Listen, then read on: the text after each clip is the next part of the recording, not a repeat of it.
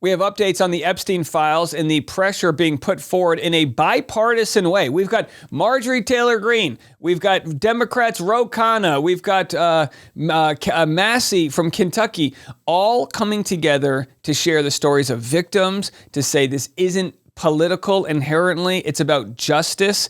And as posted here, this Elon Musk clip did not age well. From 1 year ago, here's what he had to say. Is that if Trump wins, that Epstein client list is going to become public. Yes. And some of those billionaires behind Kamala are terrified of that outcome. So I'm sure billionaires are terrified of this outcome. Who the hell cares if they have a R or a D next to their name? If they contributed in any way to this terrible tragedy with hundreds of victims, let them deal with the consequences. So the truth is the Epstein list didn't come out under Trump, and the Department of Justice basically said nothing to see here. And folks that said, why didn't they do this under the Biden administration? The investigation was ongoing until last month when the Trump administration's DOJ, and even though it should be independent, we know it's not. They're working on behalf of Trump. They said nothing to see here. So I'm going to share a lot of clips right now. Here is Thomas Massey speaking out about the survivors. Trump's going to call it a hoax. We're going to hear from him. Have a listen. The Washington establishment is asking the American public to believe something that is not believable.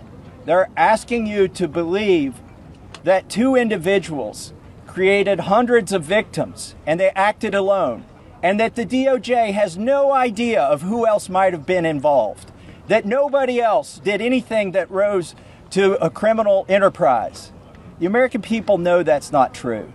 Now, the Speaker of the House just offered a fig leaf to my colleagues. They're going to vote on a non-binding resolution today that does absolutely nothing. I appreciate the efforts of my colleague James Comer, who's leading the Oversight Committee. They may find some information, but they're allowing the DOJ to curate all of the information that. And so this is exactly what's happening. They took a 6-week vacation, right? And they've thought, what can we do to calm down the flames of this story so that representatives that, can have an out. And we're seeing that play out as GOP Rep Tim Burchett from my state of Tennessee told me it's a moot point now to move ahead with Massey's plan compelling the release of documents. He had been a supporter of it. Massey needs 5 Republicans to force a vote. And this is because the Department of Justice is saying, no, we're going to do something. We're going to take care of something. When we know they've used hundreds of FBI agents to comb through these documents and flag any mention of Trump. Listen, I don't care if it's a mention of Trump, Bill Gates, Bill Clinton. I don't care who's involved. We need answers, and they all need to face justice. So here's Trump saying this is all just a Democratic hoax. Says he doesn't believe you're implicated in these files, but many of your friends and donors may be, and he says that's why the Justice Department is redacting them and slow-walking the release. Is the Justice Department protecting any friends or donors, sir? So this is a Democrat hoax that never ends. You know, it reminds me a little of the Kennedy situation. Oh, yeah. So Trump's the victim here. It's a Democratic hoax. And now you're going to hear from victims that are saying, look, I'm a Republican. This ain't a hoax. We'll have that in a second. I think it's shameful that this has been called a hoax. Hopefully today we can clear that up. This is not a hoax. This is real. So, of course, Trump has forced their hand to say, you're not going to do the right thing and release these documents. We need to put political pressure on everybody to get these votes. If you live in an area and your representatives are not voting to release these documents, you need to really consider if you'll vote for them in the future. So here is a Republican saying, this ain't political, but just so you know, I'm not a Democrat out here. This isn't a witch hunt. This is the truth rising to the surface. Mr. President Donald J. Trump, I am a registered Republican, not that that matters because this is not political. However, I cordially invite you to the Capitol to meet me in person so you can understand this is not a hoax. Whoa. We are real human beings. This is real trauma. What does it feel like emotionally to hear that? Devastating. It's being gutted from the inside out. That I would know what that feels like, but I imagine it's the anxiety buildup with the depression and the survival mode, and then your nervous system goes limp and ironically is shot. And it says it's a gutting from the inside out. to hear that all of your stories, the tragedy that you faced and had to deal with your entire life, from being young teenage girls to adult women, to be called that a hoax it's just the greatest dismissal. It's the greatest slap in somebody's face. Here's Marjorie Taylor Greene. And by the way, we didn't cover this, but Nancy Grace had to leave when the witnesses were talking because she is a victim of an assault of some sort in the last couple of years. And she said she had a panic attack. She couldn't handle reliving those moments. It is tough, but these are the conversations that need to be had just to show that, they were able to claim this was a hoax because all of these victims kind of wanted their anonymity. And this claiming of a hoax has forced them to come out and relive this all again. Being abused. It is not your fault. You should live with no guilt or fear or shame.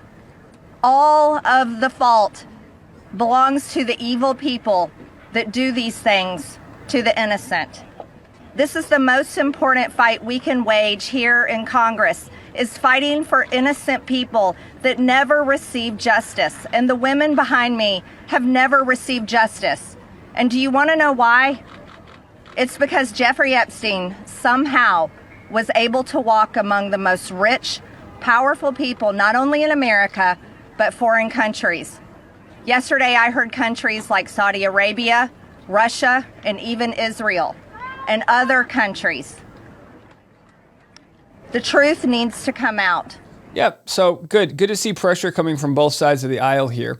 Here's another survivor saying, you know what? We're going to create our own list. I would like to announce here today, us Epstein survivors have been discussing creating our own list. We know the names. Many of us were abused by them. Now, together as survivors, we will confidentially compile the names we all know. Whoa.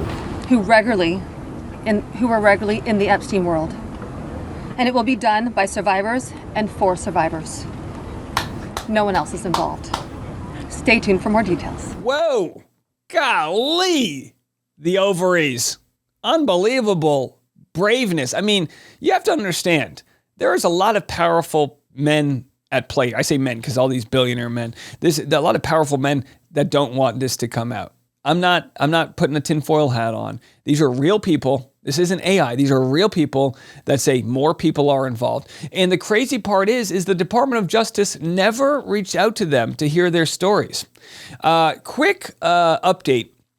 President Xi unveils new world order alongside Putin and Kim of North Korea. This not good. This is not good as far as the escalation goes for the divisiveness between the Western world and essentially the world that has pushed away from Trump in this trade war. Here in Beijing, North Korean leader Kim Jong-un has just arrived at a massive military parade with Chinese leader Xi Jinping and Russian President Vladimir Putin. This is the first time ever that the three leaders have appeared on the global stage together, and the world's media is here watching. For Xi, this is about more than just unveiling new weaponry. It's about showing off a new global order with Kim, Putin, and other world leaders from countries including Iran, Pakistan, and Myanmar. So there it is, folks.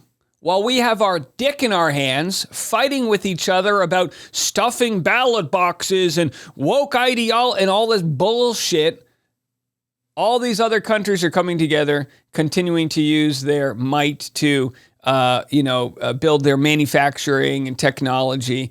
And this is a result of countries feeling like they can't do business with the U.S. Tariff wars do not help the divisiveness here. And I'm not saying that these are good countries and good actors. Obviously, dictatorships and lack of a voice by their own people, that's their issue to work out. But the fact that we're not doing business with them, this isn't going to be good. 中华民族伟大复兴势不可挡. So they show all of their and weapons roll past in Beijing. This show of military might and new global alignment is in direct challenge to the West, with some experts even calling it an axis of upheaval. And as U.S. President Donald Trump unleashes chaos with his global trade war and shaky attempts to end the war in Ukraine, Chinese leader Xi Jinping has a message.